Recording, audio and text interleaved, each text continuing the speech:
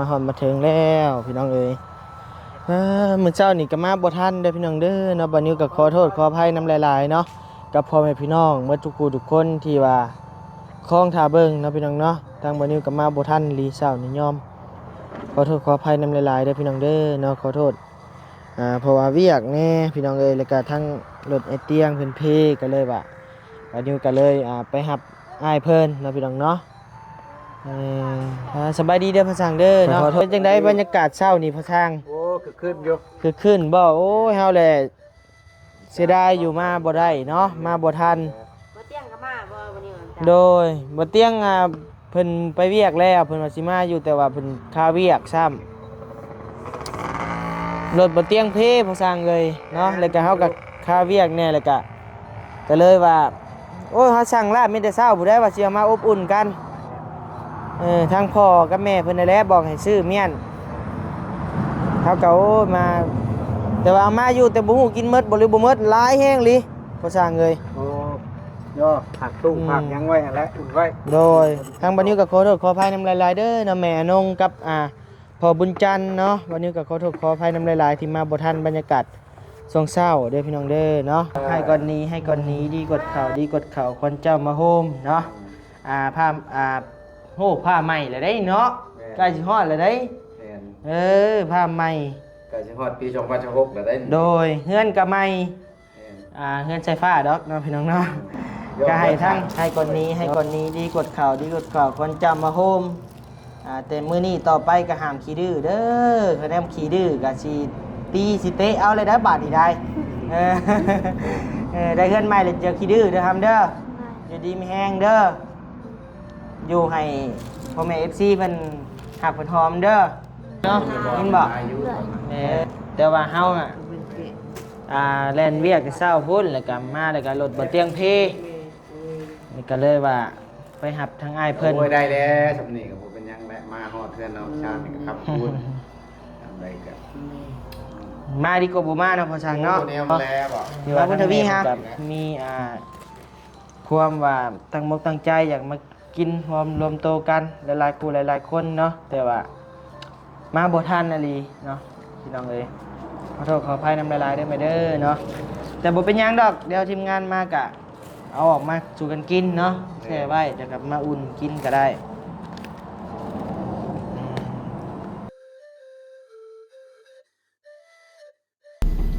ไปพี่น้องเอ้ยเนาะต่อพี่น้องเอ้ยเปิดคลิปเปิดภาพมาก็ได้พี่น้องเอ้ยเนาะบรรยากาศช่วงค่อยค่ำลงแรงเด้อพี่น้องเด้อเนาะกำลังเดินทางมาบ้านน้องสายฟ้าบ่นิวก็ได้เนาะมาขึ้นซ้ำเป็นก้อนพี่น้องเอ้ยมื้อเช้านี่ก็บ่ทันพี่น้องเอ้ยเนาะทางบ่นิวก็ได้เวียกหลายแน่พี่น้องเอ้ยเนาะซื้อวันสิมาแต่เช้าผู้ใดพี่น้องเอ้ยเนาะบ่นิวก็ซื้อซีนมาพี่น้องเอ้ยเนาะซื้อซีนซื้อลาบพี่น้องเอ้ยบ่แม่นซีนดอกลาบสุดลาบเนาะบักหลายๆคือว่าสิมาทันช่วงเช้าพี่น้องเอ้ยก็เลยว่าบ่ได้ทันซับบาดนี้พี่น้องเอ้ยผู้สายฟ้าทาสีก็พอสร้างโธ่พี่น้องเอ้ย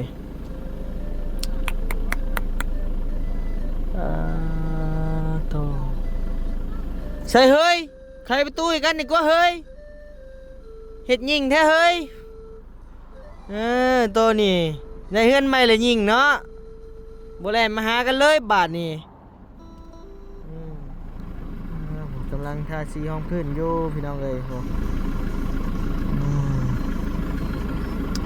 พี่น้องเอ้ยให้มาเฮ็ดประตูใหม่ให้นี่เนาะว่าคือเว้ยพี่น้องเอ้ยขักเว้ยเนาะให้เฮ็ดประตูใหม่ให้ครับยังขึ้นน้ำอยู่พวกพี่น้องเลยได้ประตูใหม่เฮือนก็ใหม่ประตูก็ใหม่เนาะเฮ้ยคืองานนี่พี่น้องเอ้ยทาสีห้องพื้นพี่น้องเนาะคักวันนี้ว่าสิมาแต่เช้าพูดเลยเนาะพี่น้องเนาะก็เลยคาเวียงในจักเล็กจักน้อยพี่น้องเอ้ยกับ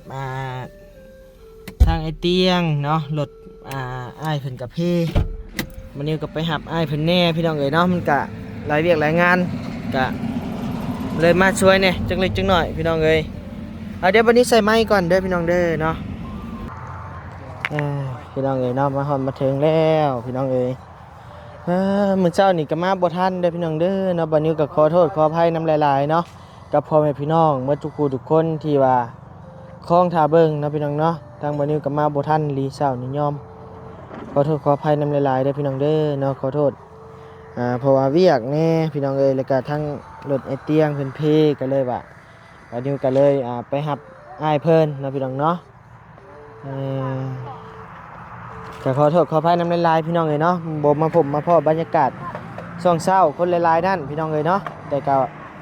วันนี้ก็ซื้อสั่งลาบเพิ่นเม่นแต่เช้าผู้พี่น้องเอ้ยเนาะสั่งลาบเพิ่นเม่นแต่เช้าว่าสิมาให้มันทันรถบ่ทันซ้ำก็ซื้อมาเอามาอยู่ลาบพี่น้องเอ้ยซื้อบักหลายนี่พี่น้องเอ้ย8สุดผู้พี่น้องเนาะต่อใช้บุญทวีเจ้าคือท่าใส่วงกบอีกแล้วบ่ครบงานเข้าแหละ มึงเป็นน้ำพลาดเด้อ ว่าระดับกลายเป็นควันรถของผมไม่ บุญทวีใช้ฟ้าคือเก้าพี่น้องเอ้ยเนาะทางภาษาก็เก็บซีอยู่จะผสมอีกบ่พอจะผสมน้ำอีกบ่ ก็ได้ บ่ รถไม่ยอม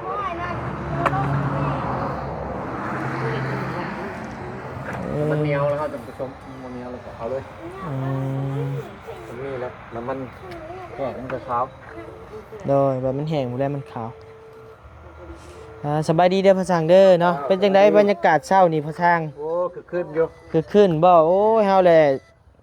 เสียดายอยู่มาบ่ได้เนาะมาบ่ทัน บ่เตียงก็มาบ่วันนี้ โดยบ่เตียงเพิ่นไปเวียกแล้วเพิ่นว่าสิมาอยู่แต่ว่าเพิ่นค่าเวียกซ้ำรถบ่เตียงเพพอสร้างเลยเนาะแล้วก็เฮาก็ค่าเวียกแน่แล้วก็เลยว่า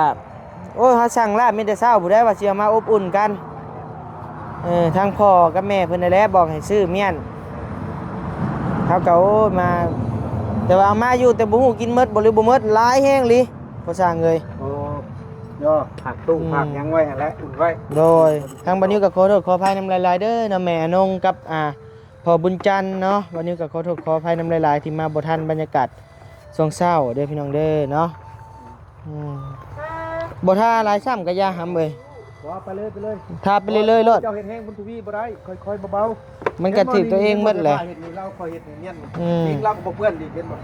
ใจเย็นๆ แม่บ่เปื้อนพูดบ่เปื้อน ให้ดูเจ้าแม่ถึงก็พอเลยพอเช็คน้ำอยู่ ถึกแล้วนี่ เฮ้ยพูดอีก ไอเห็นอยู่บุญทวีเฮ็ด คอยทานไปหมดไปยะ พี่น้องเอ้ยบรรยากาศช่วงแรงๆเด้อพี่น้องเด้อพากันกินข้าวกินน้ำหมดแล้วบ่ นั่งตอนแรกนี่แหละ โอเคแล้วจ้ะพอดีเลยอบอุ่นกันมื้อแรงเนาะบุรีกับบุรีแล้วบุรีเป็นอะไร วันนี้ไปหาน้ำไปหาไปน้าแพกแล้ว มีแต่เฮานี่แหละบาดนี้เนาะอบอุ่นกัน มีจำได้เอาจำนั่นพี่น้องเลย ก็เมื่อกี้นี่ไอ้บีกอะ แม่นบ่ เมื่อก็ไม่เห็นเรา บ่ได้ เมื่อกี้เราทางใดมา นี่ยังไม่ย่อยอยู่บนอ๋อมันยังออกอยู่บ่ต้องลงนี่ขึ้นมันล้ำแบบนั้นไม่ใช่ผ้านี่โอเคละพอลูกพ่อว่ามันขาวแห้งเลยตัวน่ะ เพราะแล้วหามันขาวเลย มันขาวนี่พอลูกขึ้นตรงย่อยลงขึ้นไปเป็นลูกผมเงียบไปเลยทีเดียว บ่พ่อกล้าว่าสิพ่ออยู่บ่พ่ออันสี ก่อนบางสีห้องพื้นนี่นะ สีห้องพื้นนี่ ทารอบนอกก่อนเขาในกันบ่พอ ในยังบ่ท่าบ่ ยังหาก็เริ่มเบิ่งใหม่ คะแนนบ่พอก็เดี๋ยวเฮาซื้อมาอีกก็ได้มีอยู่น้ำเฮาเนาะ จะให้แบบนั้น สีแล้วเลยกะโลเนาะ สีเด้อเพื่อนเด้อคอย ติ๊กเด้อ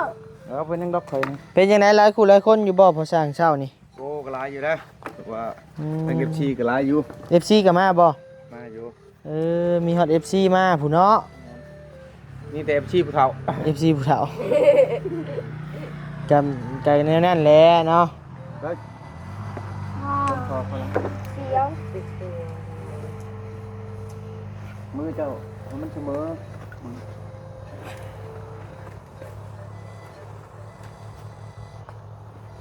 อันนี้สีข้าวใหม่ อืมคือพี่น้องเอ้ย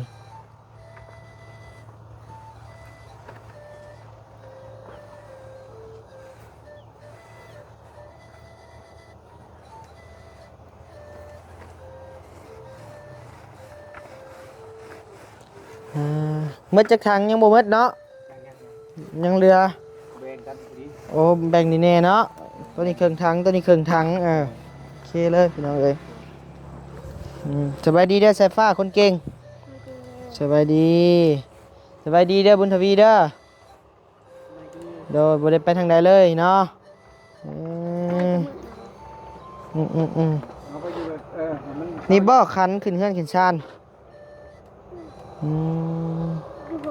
เอาเนาะทำวันนี้ก็ขอกราบทักทายสบายดีพ่อแม่พี่น้องยามแรงๆเด้อพี่น้องเด้อเนาะกราบทักทายสบายดีหมาทุกผู้ทุกคน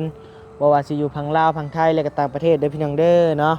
มาพบมาพ้อกันบรรยากาศแรงๆพี่น้องเอ้ยเนาะวันนี้ก็เดินทางมาผู้เดียวพี่น้องเอ้ยเนาะหลังจากมาแต่บ้านน้องดำพี่น้องเอ้ย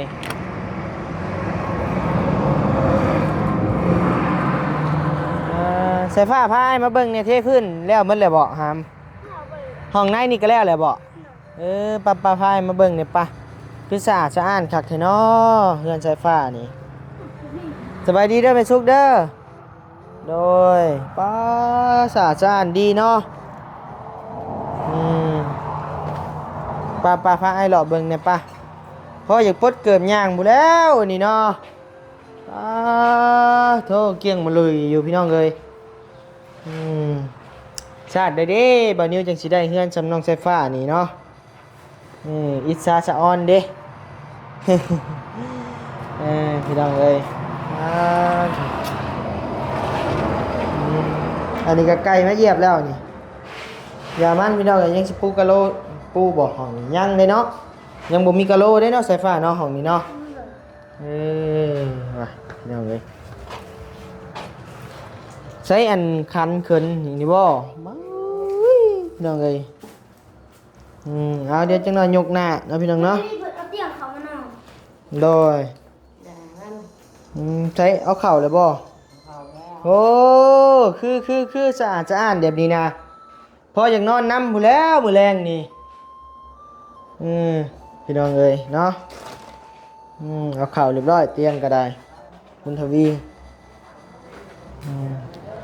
เปิดคือแน่ใช้เสียบเปิดได้ไหม เสียติดให้ คือแบบนี้แหละพวกสี่มุมเปล่าพี่น้องเลย ที่ต้องหนองโมยังมี ห้องเจ้าก็มีห้องเจ้าบ่นี่หามใช้ลองมานอนมึงดูหามนอนเฮือนใหม่มึงดูโอ้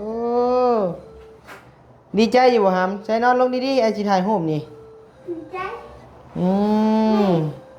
มาแรงทำที่ควงมอนโดยไอ้เบิ่มาหาเจ้าจังมือเลยหาม เจ้านะ โดย เจ้ามาแต่เหมือนแต่ว่ามือซื้อนี่ ไปออกมานอกพี่เนี่ยป่ะ เมื่อวานเจ้านั้นมาเมื่อวานนี่ เดี๋ยวตั้งกล้องก่อนนะพี่น้องเนาะเดี๋ยวได้มา ข่าว เงิน จะ ใหม่มันก็ต้องมีนั่นเลยเนาะ เด็ก เงินหลายเนาะ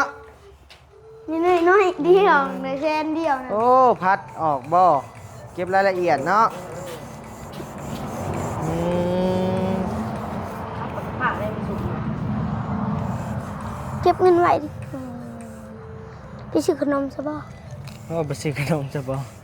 ไผเนี่ยมาผูกแขนให้หามได้จักแขนอันนี้ฮะ คิดเป็นแสน ใส่ผ้านี่ได้ 700,000นึง โด 700,000นึง ไอ้บ่ผูกก็ได้ติอ้ายน่ะ 700,000นึง ให้อ้ายผูกหรือวะฮะ ถูกอยู่ ฮะ ถูกอยู่ ให้ผูกไอ้ก็บ่มีเงินผูกแล้วไอ้สิคอโตแล้วมาผูก 700,000นึงเอาฝากไว้น้ำมันไปใส่ ฝากว่าไว้กับบ่พระใจเท่าใดน่ะ 600,000 โอ้โหดแท้ 100,000นึง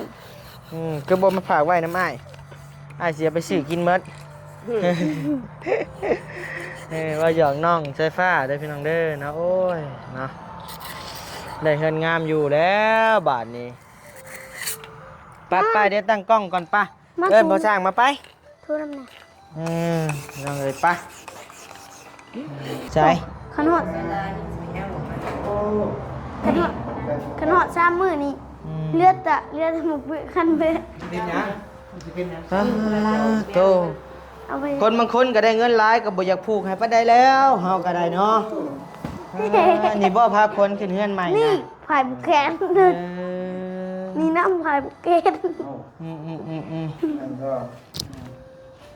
ทางอ้ายหรือบ่มีเงินมาผูกซ้ำบาทนี่สิขอเงินกับโตแล้วมาผูกว้าวอืม เขาบอกว่ายังมอง ต่อเอาเดี๋ยวจังหน่อยก่อนพี่น้องเอ้ยเดี๋ยวไปเอาอันนี้ก่อนเนาะ แกะเลย แกะเบิ่งดูหามอิหยังอ่ะน่ะค่อยๆแก๊สไอซิเพพี่น้องเอ้ยสื่อบักหลายๆเลยว่าคนน้อยเดียวบ่สร้างเลยพลาดพี่น้องเอ้ยเนาะขอโทษเด้อพี่น้องเด้อเนาะ รับแล้ว พลาดพี่น้องเอ้ย รับ เอาออกมาเมดเบิ่งนี่ก็ลาบ 1 อัน ตบ พูดแก้ว ใส่ดึงมาชงน่ะ เอานั่นยก ยาวขึ้นมาชงแล้วมันยาย หนัก ยกมาทงอันนี้นั่น เออเอาขึ้นมาอีกอันนั้นก็ได้นี่ เบิด ต่อ ปลาอยู่ ยังฮ้อนอยู่ได้บ่แต่เว้นแต่เช้าจับเบิ่งเลย เนี่ย มันอยู่ในโพมดิ เต็งเลยไม่ ก็ยังอุ่น น้ำแข็งก็มีอยู่ อันนี้ก็เป็นของพ่อบุญจันทร์กับย้ำมานั่งดีๆครับของพ่อบุญจันทร์กับแม่นงเด้อเป็นฝากไม้ไอ้ลายมือแล้วฝากเงินมาเมียนนะเพิ่นบอกให้ซื้อซีน5 โลแต่ว่าเขาคิดว่า5 โลนี่มันเพื่อเขาสิมาเฮ็ดมาซอยนะก็เลยว่ากับมันบ่ทันแน่เลยเนาะแม่เนาะเขาก็เลยว่าซื้อเป็นชุดมาเลยกับโอ้ได้5 โลบ่ฮอดดอกเนาะแต่ก็หลายเติบแหละอยู่ดีๆครับตั้งใจมามือนี่กับบ่บุญเฮือนหลังใหม่เพิ่นก่อนพี่น้องเอ้ยเนาะขึ้นเฮือนขึ้นซ่านมืองามมืองามยามดีเนาะพ่อเนาะ เฮ้ย ผู้ชายที่เอาสารมาเลยค่ะ โอ้มันหนักมากนี่ เดี๋ยวจังหน่อยผูกคอต่อแขนแล้วจังกินข้าวกินน้ำนะพี่น้องเนาะ พันกีบ มาเดี๋ยวสิผูกแขนให้เลย โอ้พันกีบ จึบใช่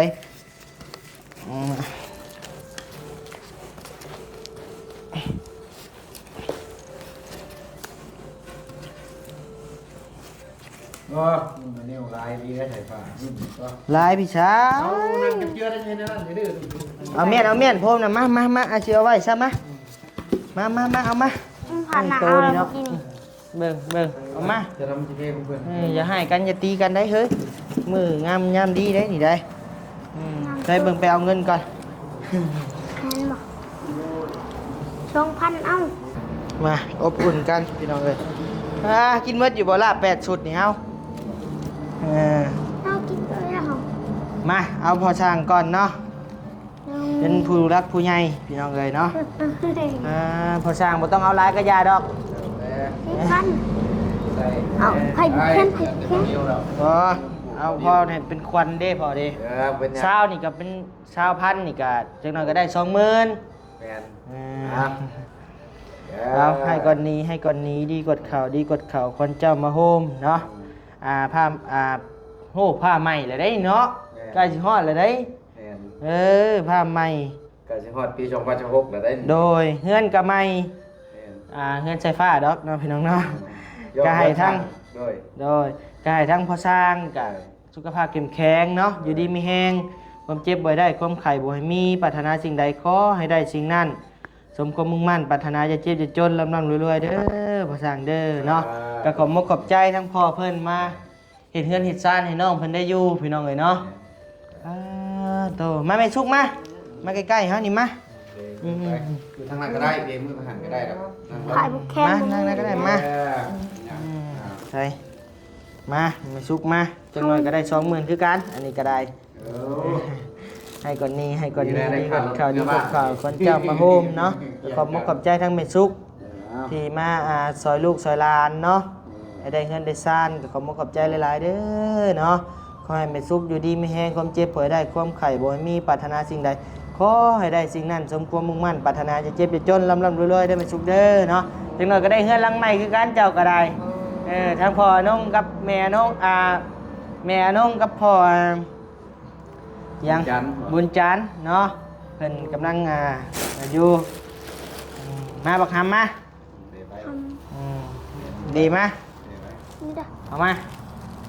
โอ้มอนี่ได้พิเศษได้มอนี่ได้มา เรียกว่าเอามาเบียกหมดเลยผัด มายับมาตุ้นมาอ้าวนี่ให้ก่อนนี้ดีกดข่าวคนจำมาโฮมแต่มื้อนี้ต่อไปก็ห้ามขี้ดื้อเด้อคะแนนขี้ดื้อก็สิตีสิเตะเอาเลยได้บาดนี่ได้ได้เงินใหม่เลยเจอขี้ดื้อเด้อทำเด้ออยู่ดีไม่แห้งเด้ออยู่ให้พ่อแม่ FC เพิ่นหักเพิ่นหอมเด้อได้ยินบ่ เลย บ่ต้องอวยพรหยังหลายอันนี้นะสาธุพี่น้องเอ้ยมาคุณทวี เรียนหา แกนหมดแล้ว ใช่หมดแล้ว โดน เอาแล้วคนขาดตินี่คนบ่คือหมู่ติผู้นี่นะ แกเอาน้ำเท่านี่ โดย ก็ได้อยู่แล้วเป็นยังมาเติมเราต้องแคนก็ได้ละ พี่น้องเอ้ย เมื่อนี้เราชิแกะไว้ กินหมดอยู่บ่หามบาทนี่เอา เขากินตัวนี้แล้วมันบ่เผ็ด โดย แยังกินแล้วนี่ครับ ใส่แช่ไว้แม่นกินหลายมื้อเนาะ มารีกับมานะ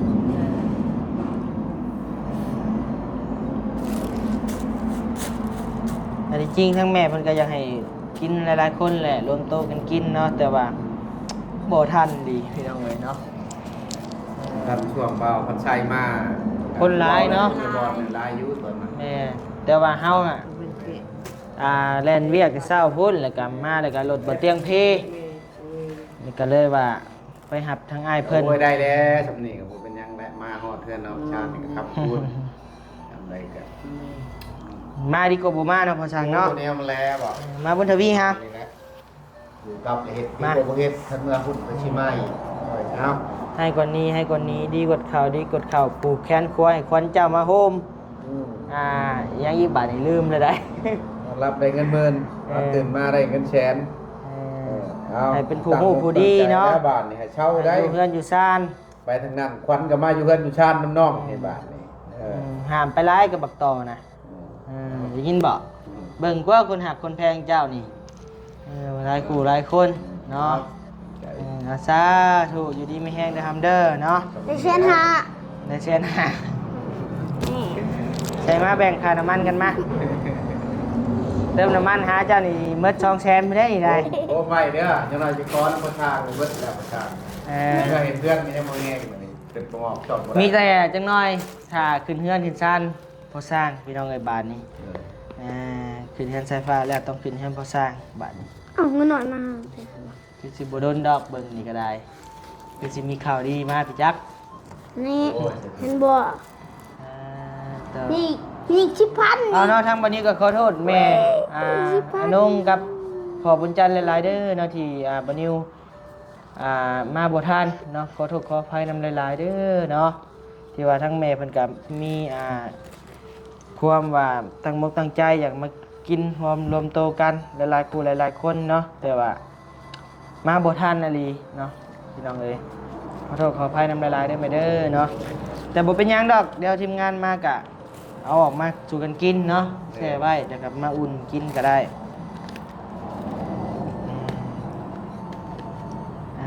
บาดนี้บรรยากาศ นั่นแหละว่าตัวนี้ตัวนี้ก็ บ่ถาม ตัวดิบกับบ่มีได้เฮาชุบได้เพราะว่าเฮา บ่ยากเราคือจะเข้าใส่นั่นไปเอาหนึ่งแล้วก็เข้าใส่คือว่าใส่โค้งจะยังใส่ไปได้เป็นยัง โดยเอาเด้อสำหรับคลิปนี้พี่น้องเอ้ยเนาะบัดนี้ก็มาอบอุ่นมาผูกคอต่อแขนน้องๆเพิ่นขึ้นเฮือนใหม่เป็นมื้อ ดีมืองามเนาะพี่น้องเนาะสำหรับคลิปนี้วันนี้ก็สิได้ลำลาพระจากเดี๋ยวพบพ่อกันใหม่ในคลิปหน้าเด้อพี่น้องเด้อเนาะ